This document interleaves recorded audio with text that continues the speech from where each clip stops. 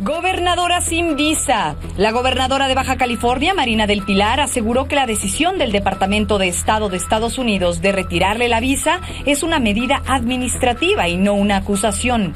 Negó haber cometido algún delito y asegura que no habrá nada que dañe su imagen.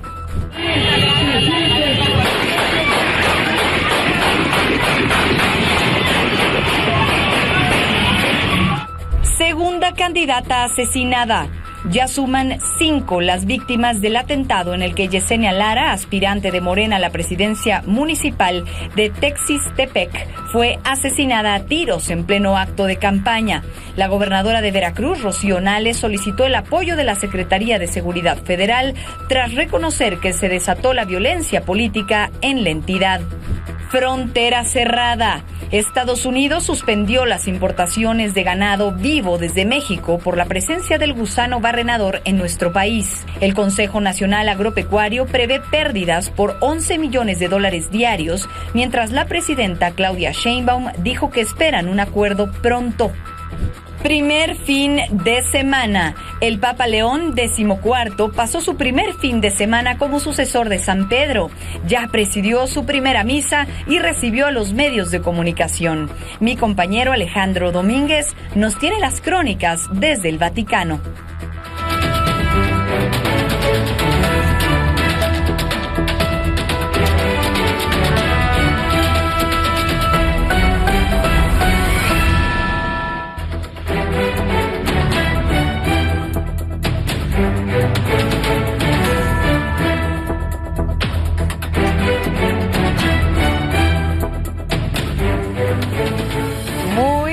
Buenas noches. A nombre de mi compañero querido Alejandro Domínguez, le doy la bienvenida a este espacio informativo. Yo soy Paola Barquetti, así arrancamos.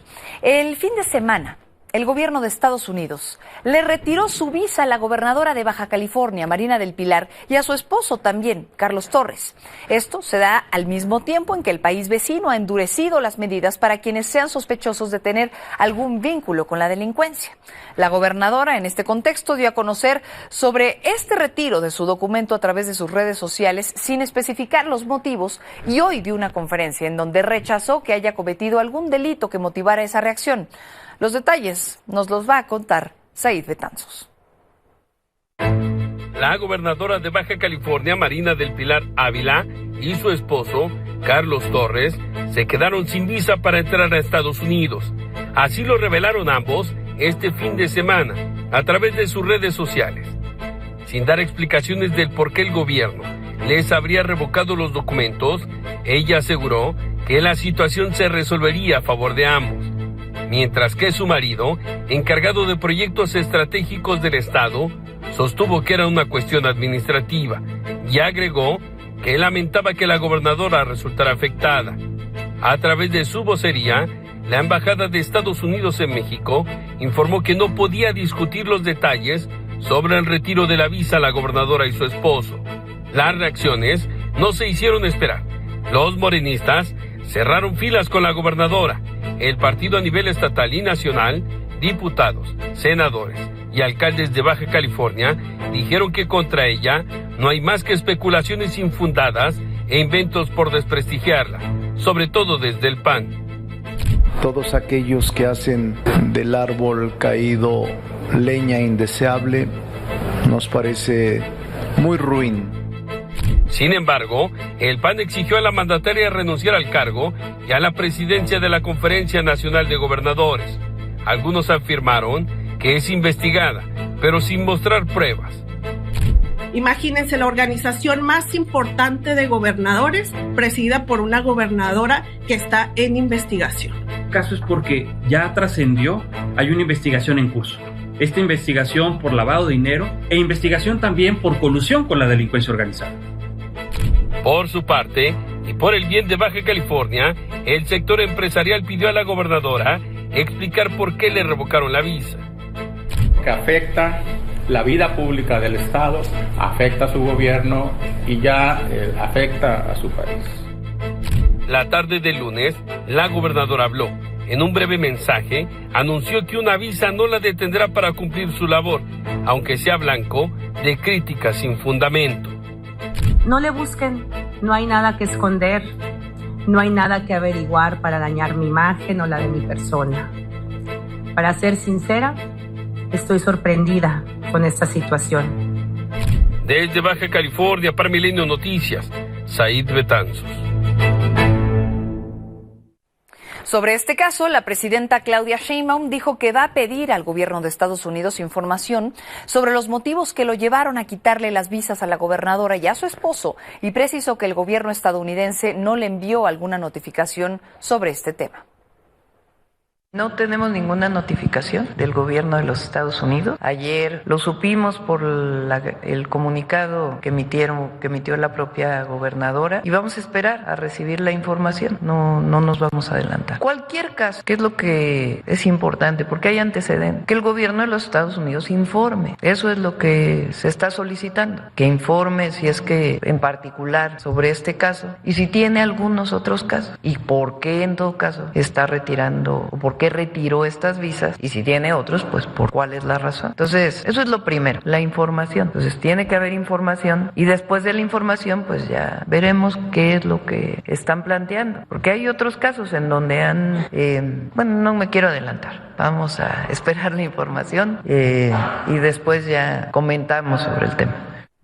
El gobierno de Estados Unidos ha revocado desde el 20 de enero más de 1,500 visas, como es este caso, que previamente habían sido ya expedidas o que habían sido autorizadas.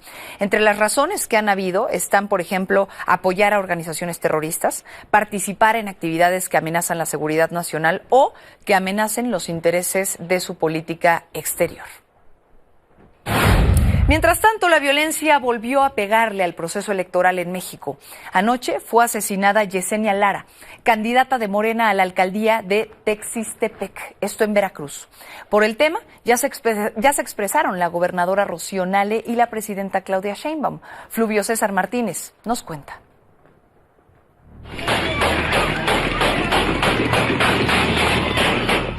Las elecciones en México siguen empañadas por la violencia. Así, fue asesinada anoche Yesenia Lara Gutiérrez, candidata de Morena a la alcaldía de Texistepec, al sur de Veracruz. Había terminado un mitin y caminaba en calles del municipio saludando a vecinos y simpatizantes cuando comenzaron a escucharse disparos. Ciudadanos grabaron el momento. Por ahí se acaba de vivir un atentado en contra de la licenciada Yesenia Lara Gutiérrez. Sujetos desconocidos llegaron por la espalda. Los balazos desataron el terror. Todos los presentes comenzaron a correr. Sí, pero pues las personas que lo hicieron, pues se le pegaron a ella por la parte de atrás y todo, y como era un montón de gente, tanto de los ranchos que también estaban aquí los señores haciendo su meeting, pues otro grupo que llegó con ella para saludar, pues ahí se aprovecharon. Luego, tras el ataque cuyo móvil aún se desconoce, comenzó el recuento de los daños. Además de la candidata, otras 4 personas perdieron la vida, 2 en el lugar y 2 en el hospital. Además, otras 2 resultaron heridas. Las víctimas mortales son Miguel Navarro, policía municipal, y su hija, así como Silvestre González y Aarón Nolasco, este último escolta de la morenista. El ataque ocurrió cerca de las 9:30 de la noche en el barrio Camino a Jaltipan. Y según testigos, 3 sujetos que minutos antes habían saludado a Yesenia Lara fueron quienes dispararon para después huir en motocicletas. En la red social X, la gobernadora publicó que ningún cargo o puesto vale la vida de una persona y aseguró que la fiscalía detendrá a los responsables. Horas más tarde informó que 57 candidatos han solicitado seguridad desde que iniciaron las campañas. 24 son de Movimiento Ciudadano las solicitudes, precisamente donde tenemos más observaciones ahí de candidatos. 3 del PAN, 11 del PT, 3 del PRI, 8 de la coalición del Verde y de Morena, 6 de Morena, solos de Morena, 1 del Verde, solo del Verde, y 1 de un independiente. Además de la vigilancia. En la mañanera, la presidenta Claudia informó la coordinación de Cruz el asesinato y garantizó que la Secretaría de Seguridad apoyará a esta entidad y a Durango, donde habrá elecciones locales el 1 de junio. No sabemos el móvil, pero el día de hoy les pedí que entraran en comunicación con la gobernadora y en caso de que sea necesario con la Fiscalía del Estado de Veracruz para poder apoyar en todo lo que se requiera. Desde Veracruz para Milenio Noticias, Fluvio César Martínez.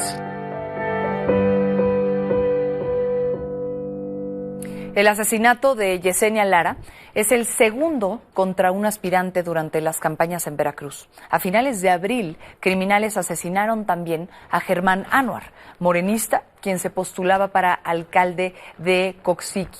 Esta noche, Yesenia está siendo velada en la comunidad Las Camelias, de donde era originaria. Y también en Veracruz, 2 agentes de la Fiscalía General de la República fueron asesinados en una emboscada a una cuadra del Boulevard Turístico Miguel Alemán. Los agentes viajaban a bordo de una camioneta cuando fueron atacados por hombres armados. Los oficiales respondieron a esta agresión y eso fue lo que generó un fuerte tiroteo en donde también fue abatido un agresor. Los agentes asesinados pertenecían a la unidad antisecuestros y eran originarios de la Ciudad de México. Sí, pero son los de la esa Kia. Mira, huevo, sí, va a haber pedo, güey. Todavía andan ahí. Sí, a huevo, los vatos lo van a embocar, güey. Los van a embocar. Sí, esa madre es como embocada también. Para esos vatos no se abren a la nada más así porque sí.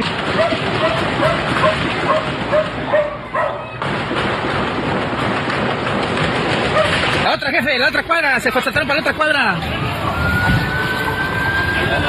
Sí, jalaron para allá atrás también. Mientras tanto, en Sinaloa, padres y madres de familia, maestros y alumnos protestaron frente a la escuela Rafael Ramírez para exigir justicia por la muerte de Lady y Alexa, las niñas de 11 y 7 años asesinadas en Badiraguato la semana pasada. Durante la protesta, dijeron que la muerte de las menores no fue producto de un fuego cruzado entre militares y criminales, como se dijo, sino de un ataque directo por parte de los soldados en contra de la camioneta en la que iban.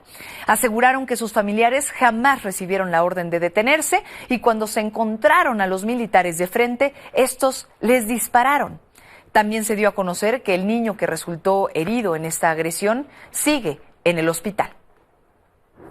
Voy a decir, aunque yo no soy investigador, no fue que hayan sido derivado de un fuego cruzado y finalmente estuvieron en el lugar equivocado. Seguramente que tendrá que averiguarse muy bien las circunstancias.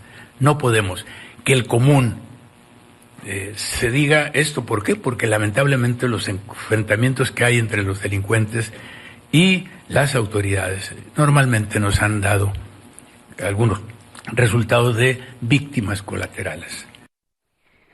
En otro lugar en donde la violencia sigue aquejando es Sinaloa. El sábado fue localizado ahora el cuerpo de Adelmo Núñez Molina, alias El Lemo, un narcotraficante del cártel de Sinaloa que era buscado en Estados Unidos. El cadáver de El Lemo se encontró en la entrada del municipio de Choix con signos de violencia y una cartulina a su lado. Era buscado en Estados Unidos porque se dedicaba a la producción y tráfico de goma de opio cruda para Jesús González Peñuelas, en 2019.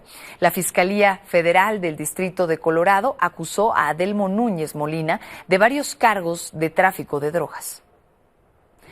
En otro caso, en donde está interviniendo la justicia estadounidense, es en el de Ovidio Guzmán López, en donde, como parte del acuerdo de culpabilidad de uno de los hijos del Chapo, al menos 17 de sus familiares se entregaron a las autoridades de ese país. Así lo dio a conocer el periodista Luis Chaparro. Se entregaron este fin de semana en uno de los puentes internacionales entre México y los Estados Unidos al FBI. El periodista Luis Chaparro reveló este fin de semana en su programa Pie de Nota que familiares de Joaquín El Chapo Guzmán Loera, líder del cártel de Sinaloa, se habrían entregado a las autoridades de Estados Unidos. En específico, familiares de Ovidio Guzmán López, alias El Ratón, quien enfrenta un juicio en ese país. Entre quienes se entregaron destacan Griselda López, madre de Ovidio Guzmán, varios sobrinos del capo, una de sus hijas y un nieto llamado Archibaldo. De momento se desconoce por qué se entregaron, pero el hecho de que se hayan entregado a agentes que ya los esperaban probablemente esté vinculado con el trato que habría hecho Ovidio Guzmán con el gobierno de los Estados Unidos la semana pasada. La familia habría llegado con varias maletas, al menos 2 maletas de marca por cada integrante, y entre todos llevaban más de $70,000 en efectivo. En un pequeño clip de video e imágenes se muestra la presunta llegada de los familiares del Chapo, quienes habrían volado desde Culiacán, Sinaloa, hasta Tijuana. Las imágenes que está viendo son de las familias, cada uno portaba por lo menos 2 maletas, muchas maletas y mochilas de marcas como Chanel, Dior, etcétera. Ahí los habrían puesto en un autobús a donde habrían sido con el que habrían sido trasladados a una ubicación diferente por su protección. Todos habían ingresado con parol, es decir, con un permiso especial del gobierno de los Estados Unidos. Luego se habrían desplazado a la garita de San Isidro, donde incluso se habría colocado un francotirador para garantizar su seguridad. Sobre este caso, la presidenta Claudia Sheinbaum reconoció que su gobierno no tiene mayor información. Pregunté hoy en la mañana porque vi la nota, no hay más información que la que ha salido en las notas, y el gobierno de Estados Unidos también debe informar a la Fiscalía, porque la Fiscalía tiene sus carpetas de investigación en México y por haber sido extraditado deben estar enviando información de manera permanente.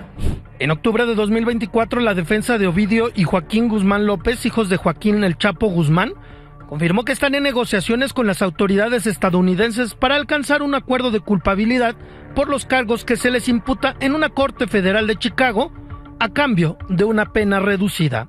Con información de Gaspar Vela, para Milenio Noticias, Omar Brito. Gracias, Omar Brito. Ahora, sobre otro de los hijos también del Chapo Guzmán. Hoy, el diario estadounidense The Wall Street Journal confirmó que el 19 de febrero, Iván Archibaldo Guzmán, el líder máximo de los Chapitos, escapó por un túnel localizado en una casa de la colonia Tierra Blanca en Culiacán, Sinaloa. En la misma casa, en donde se encontraron más de 15 teléfonos celulares, computadoras portátiles, fotos de la familia Guzmán, armas de uso militar y una colección de gorras con autógrafos dedicados a Iván Archibaldo. De hecho, fue por la puerta de un closet. A pesar de la confirmación del periódico estadounidense, recordemos que el 25 de febrero, el propio secretario de Seguridad, Omar García Harfuch, rechazó en la conferencia mañanera que este mismo hombre, es decir, Iván Archibaldo Guzmán, hubiera sido la persona que se había escapado por el túnel. Hasta ahora las autoridades no se han vuelto a pronunciar al respecto. Ahora, en más información sobre los hijos del Chapo, hoy también tendríamos que hablar sobre estos dos casos, pero también hay otra información, hay otras noticias y precisamente vamos a platicar sobre todo ello que va a tener que ver con el informe que se ha estado dando a propósito de otros asuntos aquí en nuestro país, sobre todo el caso de las desapariciones en el caso de Jalisco. En Jalisco se estuvo alertando sobre el aumento que se ha ido dando sobre el reclutamiento forzado y específicamente lo reportó el Comité de Análisis sobre Desaparición de Personas de la Universidad de Guadalajara. Desde el verano pasado, el rango de edad entre 15 y 19 años se ha convertido en el grupo que reporta más casos al mes. Ante esta situación, hicieron una serie de propuestas al gobierno de Jalisco, como elaborar un análisis de contexto, un plan estatal específico y tipificar el reclutamiento forzado como un delito. Así lo explicó la coordinadora del comité, Carmen Chinas, a quien mi compañero Mario García pudo entrevistar. La explicación que el comité presenta es que la causa más probable de este ascenso sea el reclutamiento forzado por parte del crimen organizado, que ha sido un tema que se ha discutido mucho en Jalisco, sobre todo a partir de los hallazgos en el predio Izaguirre. Creemos que el entorno de vulnerabilidad en que se encuentra este sector específico de la población, pues que son jóvenes que quizá están buscando una fuente de empleo, que es la primera vez que van a trabajar, eso podría ser la razón de que ahora se esté yendo al sector pues de mayor juventud. Mientras tanto, este fin de semana, las madres buscadoras de todo el país se manifestaron por el 10 de mayo. Los colectivos salieron a las calles para pedir más seguridad en las jornadas de búsqueda, acciones más rápidas por parte de las autoridades y también medidas para evitar las desapariciones. En algunos estados, las protestas llegaron hasta las fiscalías locales para exigir avances en las investigaciones. Después de estas manifestaciones del fin de semana, decenas de colectivos también emitieron un comunicado. En este se pronunciaron a favor de que la ONU active un protocolo especial para revisar crisis. En el texto aseguraron que con gobierno o sin él van a llegar a la verdad de sus casos. Reclamaron también que han sido estigmatizadas por todas las administraciones, sin importar los colores en este país. Aclararon que aunque hay autoridades que no ordenan las desapariciones, su omisión sí las hace cómplices de la desaparición forzada. A Claudia Sheinbaum romper el pacto de impunidad para poder confiar en ella.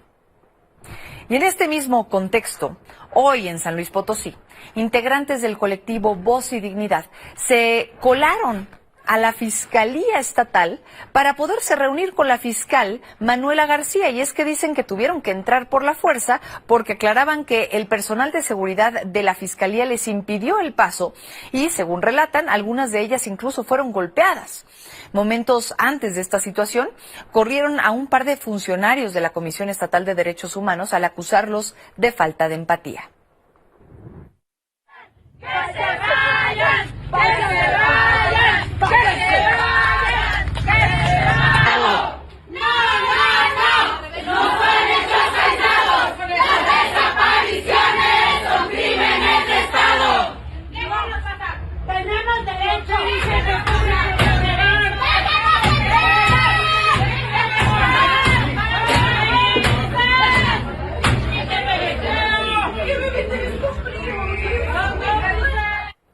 Déjeme actualizarlo sobre la elección del Poder Judicial ahora. Por primera vez en su historia, el INE en nuestro país no va a tener conteos rápidos y en su lugar va a comenzar con el cómputo de votos el mismo día de la jornada electoral, pero los resultados se van a saber hasta 10 días después. La consejera presidenta Guadalupe Tadei informó que el 1 de junio, al cierre de las casillas, va a arrancar el procedimiento apenas comiencen a llegar los paquetes electorales a las 300 cabeceras distritales.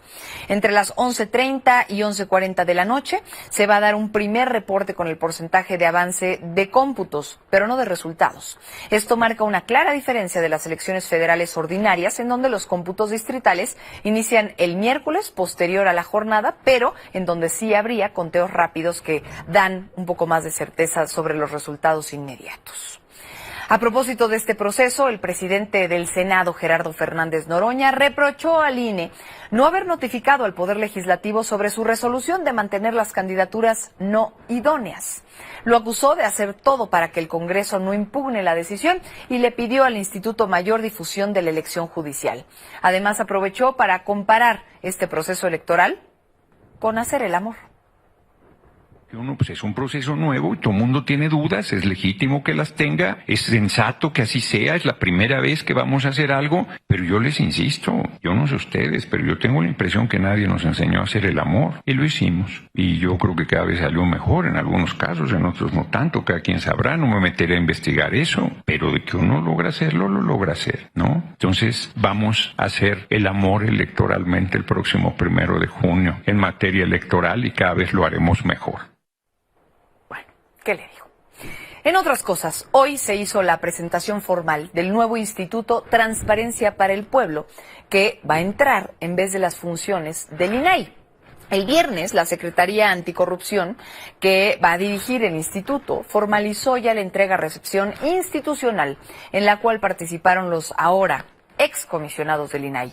Hoy, al presentar el nuevo instituto, la secretaria Raquel Buenrostro dijo que el nuevo órgano no será juez y parte en el tema de acceso a la información, como ha sido la preocupación popular, porque va a estar enfocado en mejorar la calidad de las resoluciones emitidas. Además, adelantó que la Secretaría Anticorrupción va a ir con todo, dice, contra los casos de huachicoleo fiscal que se investigan en México.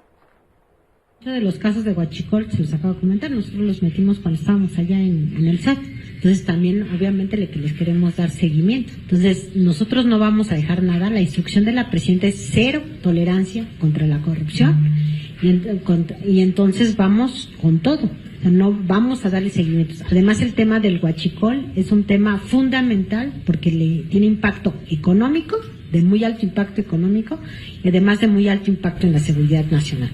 Bueno, y en esta misma conferencia de Raquel, la agencia de noticias Reuters informó que el Fondo de Riqueza de Noruega vendió todas sus inversiones de renta fija de Pemex ante el riesgo de que la empresa esté involucrada en casos de corrupción. A través de un informe, el Consejo de Ética del Fondo Noruego señaló que Pemex podría estar vinculada a múltiples señalamientos de corrupción en el periodo de 2023 al 2024, en donde un número importante de empleados de la empresa habrían recibido sobornos. Además, señaló que en lugar de informar sobre los casos de corrupción, Pemex rechaza la información que se publica sobre ellos, lo que debilita la confianza en la empresa. Y este fin de semana, Estados Unidos anunció el cierre de su frontera con México para la exportación de ganado. Esto debido a la rápida propagación del gusano barrenador. En respuesta, el gobierno federal dice que confía que pronto se levante la medida, la cual ha sido calificada por parte de la propia presidenta Claudia Sheinbaum como propagandística.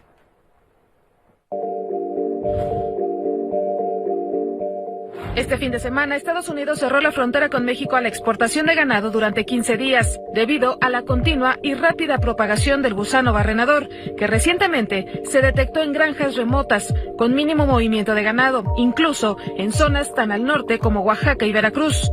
Dicha suspensión, que se mantendrá mensualmente hasta que se logre la contención, aplica para las importaciones de ganado vivo, caballo y bisontes, ya que según un comunicado de la Secretaría de Agricultura estadounidense, a pesar de que ambos países continúan sus esfuerzos para interceptar y erradicar el virus, que proviene principalmente de la frontera sur, se ha producido un avance inaceptable. En respuesta, el gobierno de México, primero a través del secretario de Agricultura, Julio Verdeguer, luego, en palabras de la presidenta Claudia Sheinbaum, manifestaron su inconformidad con la medida, a la espera de que pronto se llegue a un buen acuerdo. No estamos de acuerdo con esta medida. El gobierno de México ha estado, desde el primer momento que se recibió la alerta del gusano barrenador, trabajando en todo sentido. Tengo un informe aquí del propio secretario Verdeguer, de todas las acciones que se han realizado. Y como lo he dicho en otras ocasiones, México no es piñata de nadie. Tampoco podemos estar a lo que se diga cada día, dependiendo de, en particular, la Secretaría de Agricultura del gobierno de los Estados Unidos. Por su parte, Julio Verdeguer sostuvo este lunes una reunión virtual con gobernadores y secretarios de Agricultura estatales de Campeche, Chiapas, Chihuahua, Coahuila, Durango, Nuevo León, Oaxaca, Quintana Roo, Sonora, Tabasco, Tamaulipas, Veracruz y Yucatán, con el objetivo de unir fuerzas en la lucha contra el gusano barrenador del ganado. A finales del mes pasado, el gobierno de Estados Unidos había amenazado con imponer medidas inmediatas para controlar la propagación del gusano barrenador de Nuevo Mundo, debido a la amenaza que supone en las poblaciones de ganado y posteriores pérdidas económicas. El plazo para que México tomara medidas vencía el 30 de abril. El llamado gusano barrenador son larvas de moscas que se alimentan de tejido vivo. En caso de no recibir tratamiento, las reses pueden morir en un periodo de entre 7 y 14 días por culpa de infecciones secundarias. Para Milenio Noticias, Ana Luisa Ruiz Hurtado.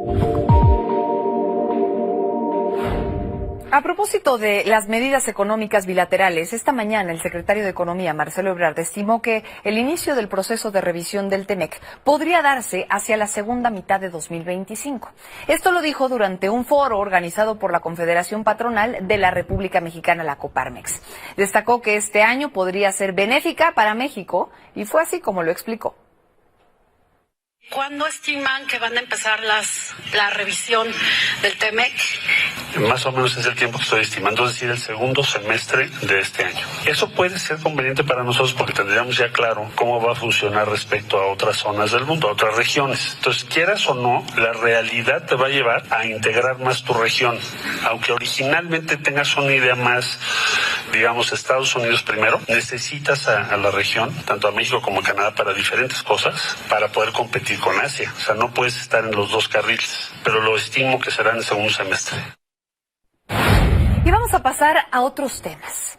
El Papa León XIV pasó ya su primer fin de semana como sucesor de San Pedro realizando diversas actividades. Entre otras cosas, hizo su primera misa en las Grutas Vaticanas. Mi compañero Alejandro Domínguez, quien por cierto ha dado plena cobertura a todo lo que ha estado ocurriendo por allá, un evento histórico, nos tiene la crónica. El primer fin de semana del Papa León XIV estuvo cargado de actividades. El sábado se reunió con cardenales, Les habló de la elección de su nombre, principalmente por el Papa León XIII y su impulso al trabajo social.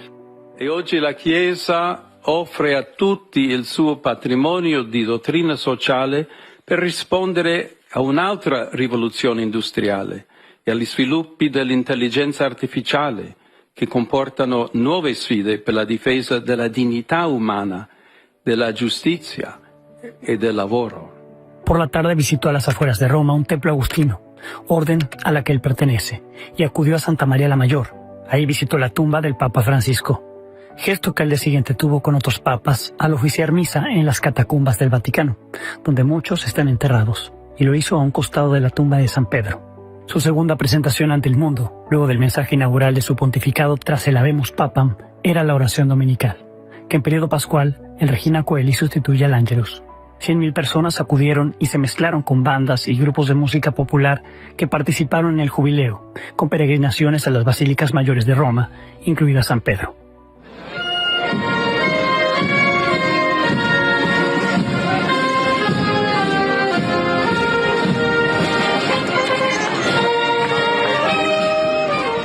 El Papa salió del balcón de la Basílica de San Pedro al mediodía. El júbilo se tornó en silencio. Todos escucharon atentos. Además de que cantó la oración, saludó a varios de los grupos presentes y volvió a llamar a la paz. Pidió soluciones duraderas para Ucrania, la Franja de Gaza y el reciente desencuentro entre India y Pakistán. Nell'odierno scenario drammatico di una terza guerra mondiale a pezzi, come più volte ha affermato Papa Francesco, mi rivolgo anch'io ai grandi del mondo, ripetendo l'appello sempre attuale: mai più la guerra. Porto nel mio cuore le sofferenze dell'amato popolo ucraino. Si faccia il possibile per giungere al più presto a una pace autentica, giusta e duratura. Mi addolora profondamente quanto accade nella striscia di Gaza. Cessi immediatamente il fuoco, si presti soccorso umanitario alla stremata popolazione civile e siano liberati tutti gli ostaggi. Ho accolto invece con soddisfazione l'annuncio del cessate il fuoco tra India e Pakistan e auspico che attraverso i prossimi negoziati si possa presto giungere a un accordo durevole. Para la despedida, todos extendieron sus manos desocupadas. Con la otra, siguieron grabando. Se fueron contentos, satisfechos en medio de un ambiente de fiesta, pues cada una de las bandas se hizo notar al marchar rumbo a la salida. Entre ellas, la de México. El Vaticano tiene un nuevo papa y la gente ya lo quiere. Algunas imágenes suyas ya se encuentran en las tiendas religiosas y de souvenirs. Su sello empezó a apreciarse, aunque en cualquier oportunidad recuerda a Francisco, pero ya marca sus diferencias. Volvió a firmar con las 2 P's, pastor papal, y regresará a habitar los departamentos del Palacio Apostólico, lo que para muchos es un guiño con los críticos de Francisco. Con imágenes de Hugo Armando López e información de Juan Pablo Valle, para Milenio Noticias, desde el Vaticano, Alejandro Domínguez. Enhorabuena por esa cobertura. Ahora, el presidente de Ucrania, Volodymyr Zelensky, se convirtió en el primer líder de un país extranjero en hablar personalmente con el Papa León XIV. A través de redes sociales dijo que la llamada que realizaron fue muy cálida y que le agradeció su apoyo a Ucrania. Valoró sus palabras sobre la necesidad de lograr una paz y justa duradera. Le informó sobre el acuerdo entre Ucrania y sus socios que establece que a partir de hoy debe iniciarse un alto al fuego total e incondicional durante al menos 30 días. Cerró su mensaje diciendo que invitó al Papa León XIII a realizar una visita apostólica a Ucrania. La presidenta de México, Claudia Sheinbaum, informó que la secretaria de Gobernación, Rosa Isela Rodríguez, va a viajar al Vaticano para entregar una carta con la que se va a invitar al Papa León XIV a que visite México.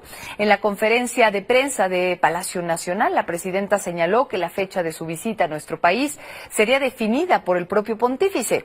También la secretaria de Gobernación asistió a los funerales del Papa Francisco en representación del Gobierno de México. Y bueno, pues el Papa León XIV se reunió por primera vez con integrantes de la prensa, tanto local como periodistas extranjeros, que están en el Vaticano cubriendo el nombramiento del pontífice. Alejandro Domínguez, titular de este espacio, justamente estuvo también ahí, y esta es su crónica de lo que vivieron este lunes.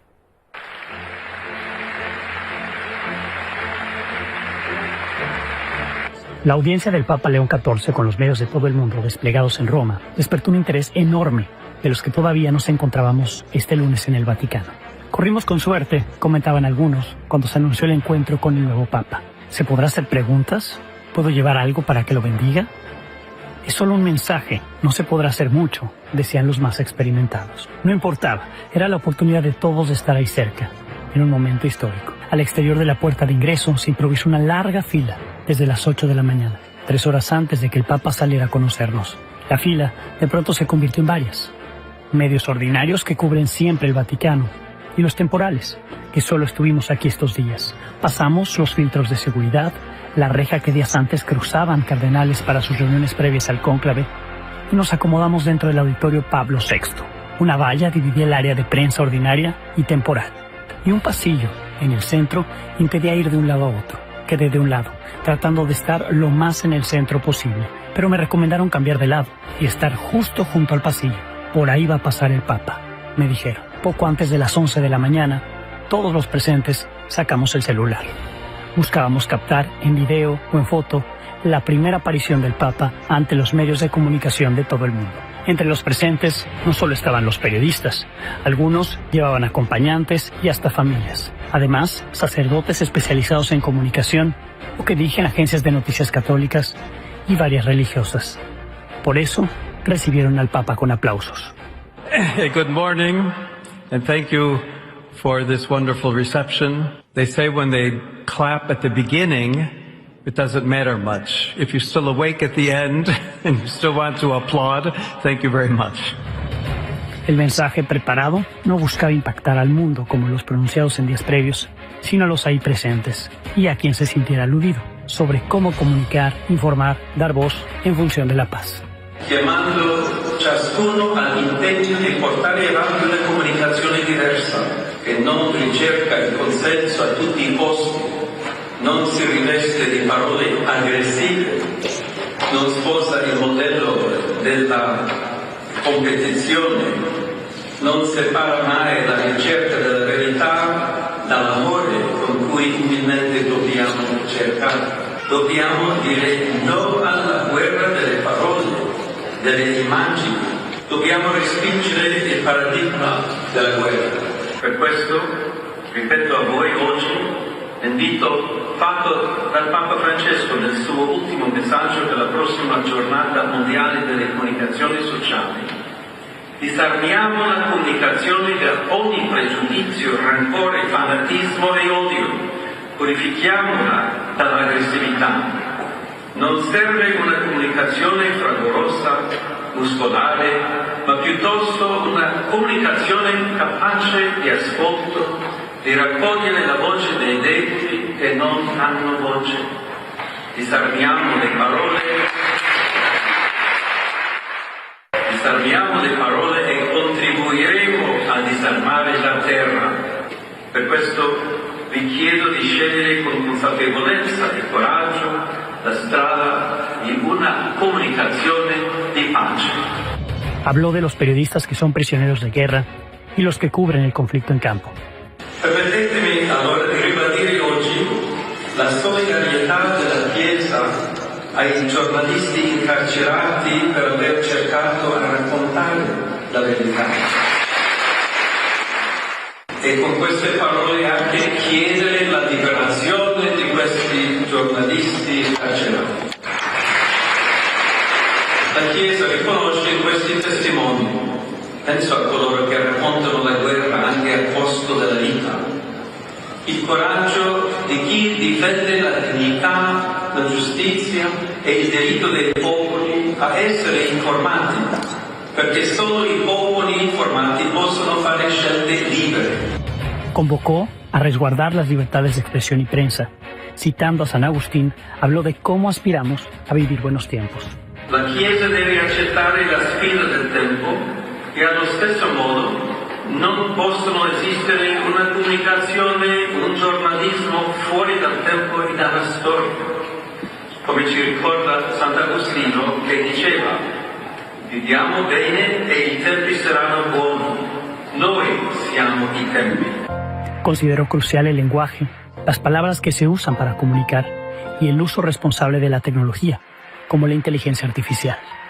Al terminar, le volvieron a aplaudir. Alguien gritó "¡Viva el Papa!" y fue uno a uno a saludar a las personas con acceso a las primeras filas. Ya en el pasillo, hacia la salida, un seminarista logró atraer su atención y hacer que al menos pronunciara, frente a estas cámaras, el nombre de nuestro país, México.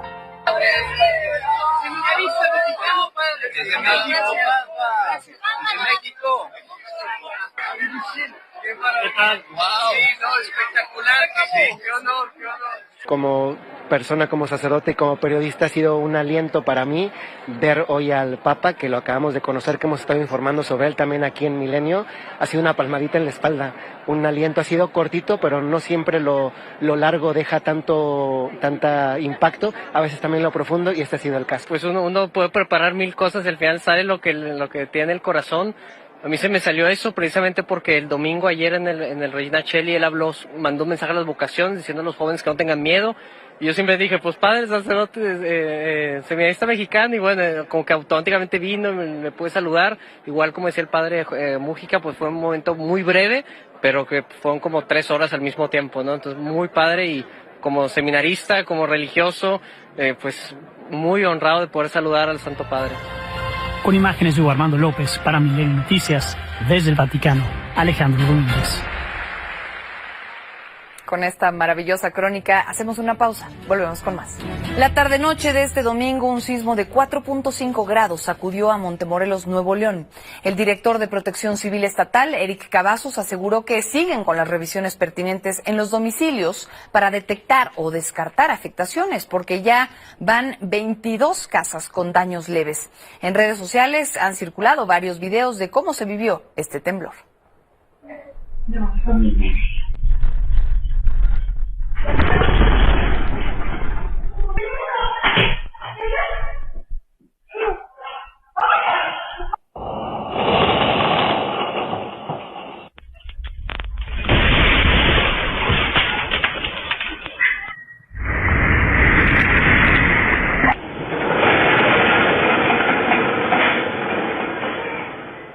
Gracias siempre, mi nombre es Paola Barquet y a nombre de mi queridísimo Alejandro Domínguez, nos vemos por acá el día de mañana. Descanse.